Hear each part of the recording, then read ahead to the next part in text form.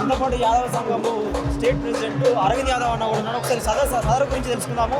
ఎట్లా ఘనంగా నిర్వహించబోతున్నారు, ఎన్ని సంవత్సరాల నుంచి నిర్వహించబోతున్నారు అన్న చెప్పండి. సదరు ఎన్ని సంవత్సరాలు ఇది చెప్తున్నారు, ఎంత ఘనంగా నిర్వహించబోతున్నారు, ఈసారి ఎట్లా ఉంది? ఇది కొత్త ఏమి కాదు.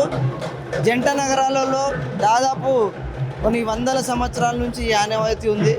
ప్రతి ఏడాది దీపావళి అయినాక ఒక 2 రోజులు తర్వాత దున్నపోతులను తీసుకొని దాన్ని ఊరేగింపుగా తీసుకొచ్చి ప్రతి ఒక్క ఇంటి వారికి తీసుకువెళ్ళి ఆ దొడ్డిలో ఏడాది మొత్తం కష్టపడినందుకు ఏడేడైతే పాల రాతాలు పోస్తారో వాళ్ళ ఇంటికి తీసుకెళ్ళి వాళ్ళకి పరిచయం చేయించి వాళ్ళు ఇచ్చిన బహుమతులు తీసుకొచ్చి ప్రతి ఒక్క యాదవుడు అట్లా గుర్తింపుగా యాదవులకు అదొక గిఫ్ట్గా భావిస్తారు.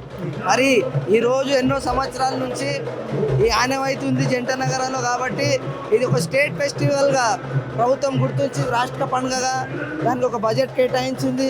దీని ఏర్పాట్లు ఏవైతే ఉన్నాయో సీఎం రేవంత్ రెడ్డి గారు, గవర్నమెంట్ వాళ్ళందరూ కలిసి కూడా ఇవన్నీ ఏర్పాట్లు చేయడం జరిగింది. ఇది ప్రతి ఒక్క యాదవ్ సోదరులకు ఇది ఒక ఆత్మగౌరవంతో బతకడానికి చొక్క పండుగ. ఇది చొక్కన విధంగా పండుగ.